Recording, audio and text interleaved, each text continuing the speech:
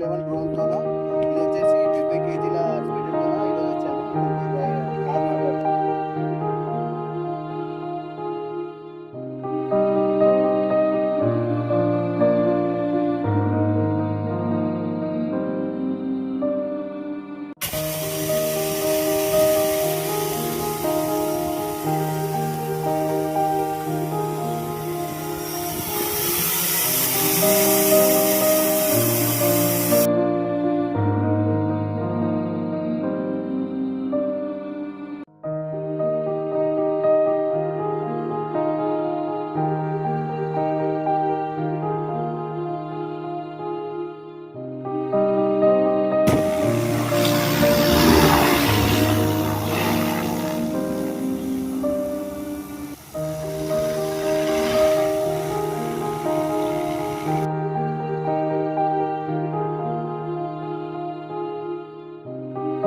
ఈరోజు అయితే ఉప్పేరు గ్రామంలో ఉప్పేరు గ్రామానికి వచ్చాము. ఇప్పుడు వచ్చేసి ఈరోజు స్పెడర్ చల్లదు కదా, ఎట్లా అనిపించింది మీకు?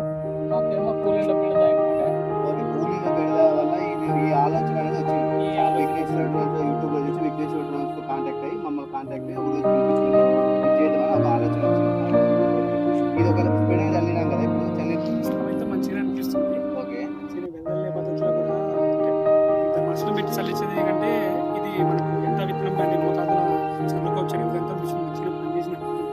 రెండు రోజులు అయితే మనకు క్లియర్ తెలిసిపోతుంది విత్తనం ఎంత పడింది, ఎంత మోతాదులో పడింది, మొలక శాతం ఎట్లా ఉంది, మంచిగా వాళ్ళ మలుస్తుందా లేదా అనేది తెలిసిపోతుంది. అంటే ఒకతోనే కుప్పలు పడిందా లేకపోతే మంచిగా వెదర్లిందా అనేది ఫెర్టిలైజర్ అయితే మంచిగా చల్లుతుంది అనే విషయం తెలుసు మాకు ఇప్పటివరకు.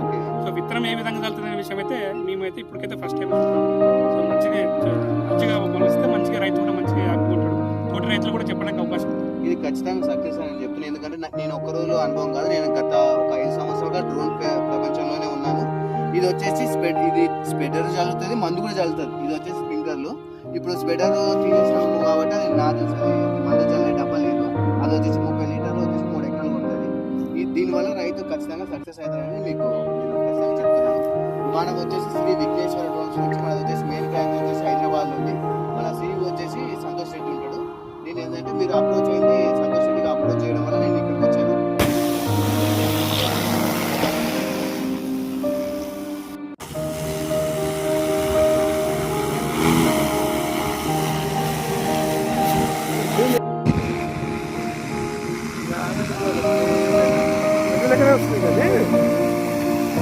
కొడుతుంది కింద